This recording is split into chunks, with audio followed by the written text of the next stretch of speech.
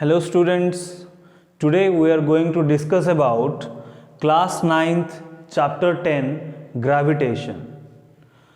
So we know that moon goes around the earth, okay? An object when thrown upwards reaches a certain height and then falls downwards.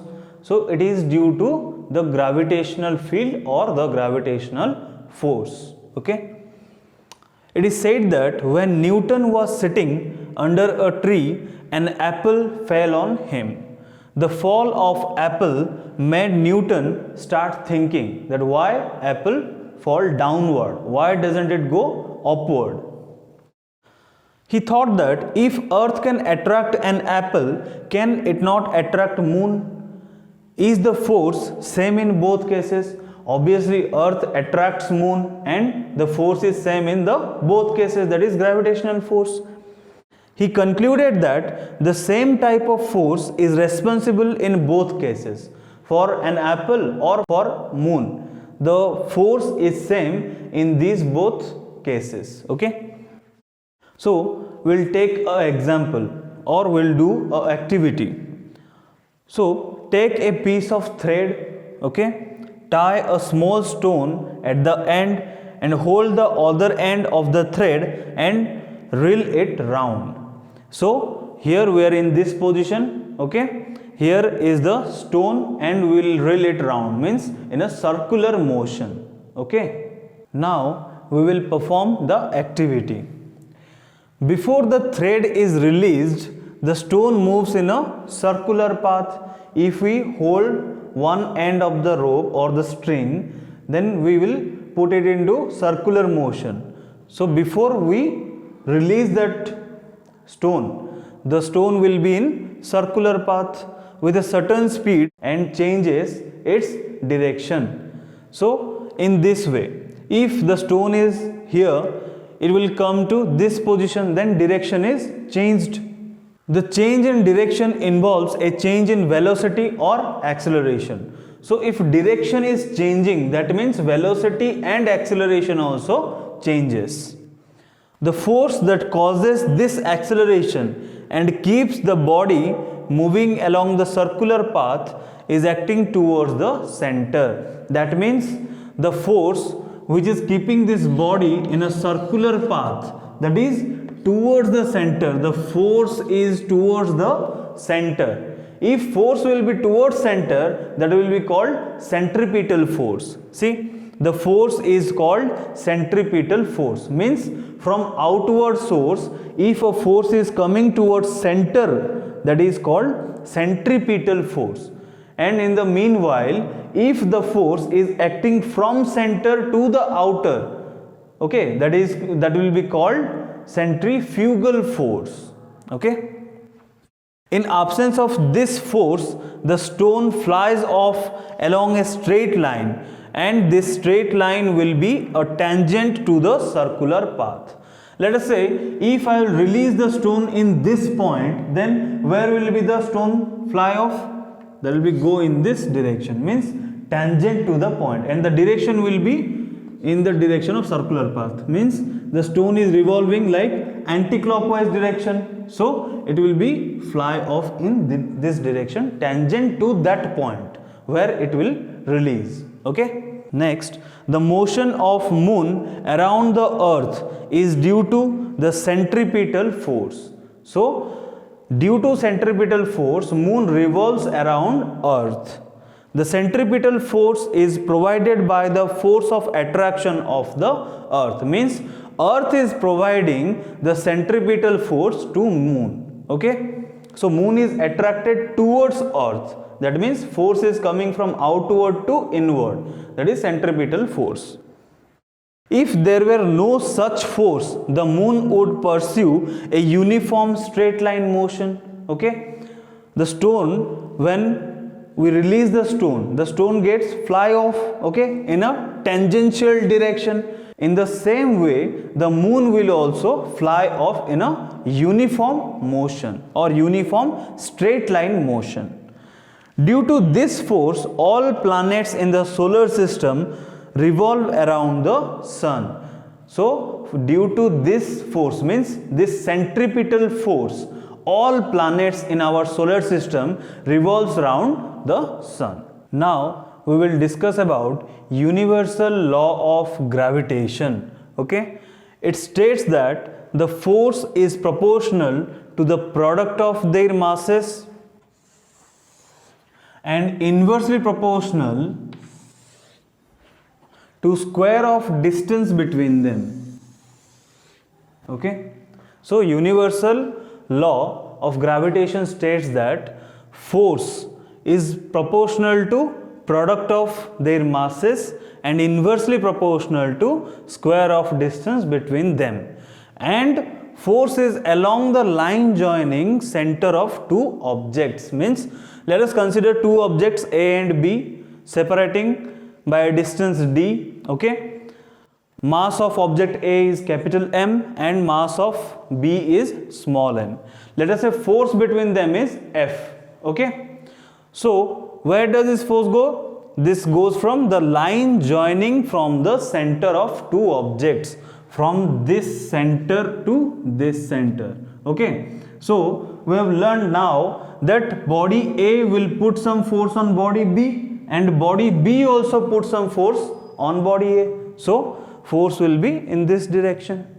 Okay, let us consider two objects A and B of masses m and m respectively.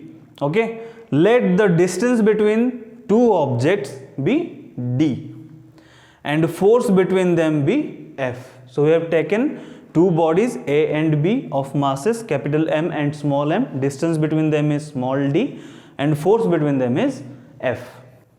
According to universal law of gravitation, the force between two objects is directly proportional to product of their masses. Okay, so in mathematical form we can write F is directly proportional to product of the masses of the bodies. Okay, capital M into small m, that will be our equation 1.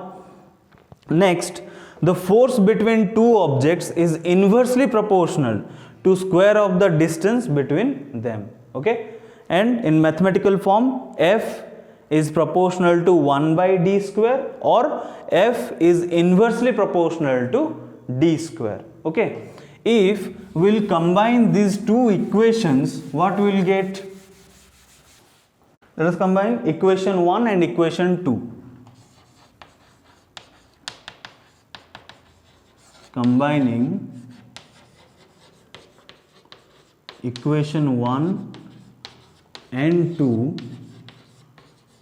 we get F is proportional to mm by d square. Okay, then if I will put out the proportional, then what will write? F equal to, if we are moving the proportional, then we have to multiply a proportionality constant. Here capital G will be the proportionality constant, G mm by d square, where G equal to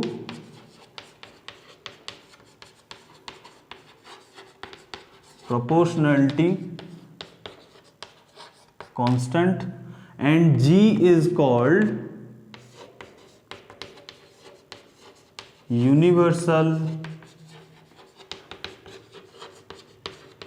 gravitation constant. Okay, G is called universal gravitation constant.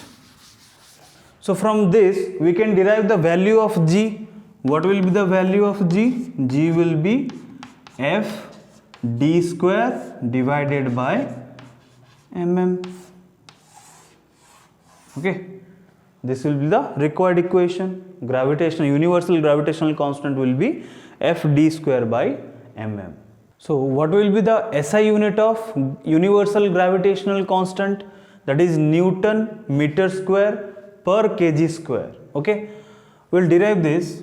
We know that G equal to F d square by mm. Okay, what is the SI unit of force?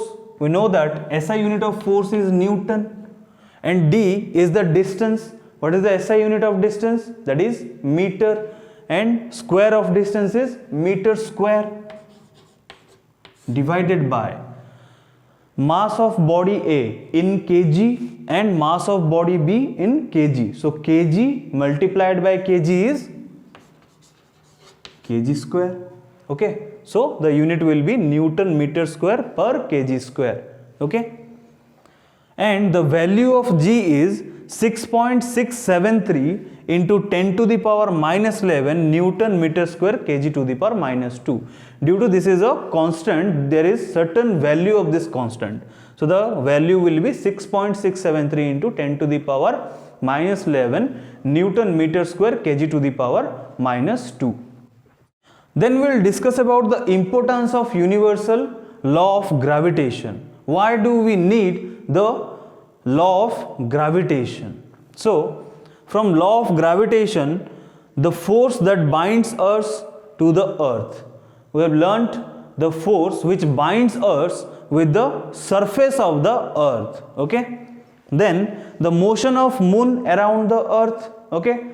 From universal law of gravitation, we conclude that moon is revolving around earth. And which force is acting? Centripetal force is acting. Okay. The motion of planets around the sun. Okay. That also we have discussed. The tides due to moon and sun. So the universal law of gravitation explains about the tides which arises in sea due to moon and sun. Okay. So what we have learnt in this chapter? We have learnt about some important theories of gravitation and the universal laws of gravitation. Then we have discussed the universal gravitational constant and its units, value, etc. And we have discussed about importance of universal law of gravitation. Okay. Some important MCQs have been provided in the LRNR application. Okay. And the link is provided in the description section. Go and solve that and comment the marks in the comment section. Thank you.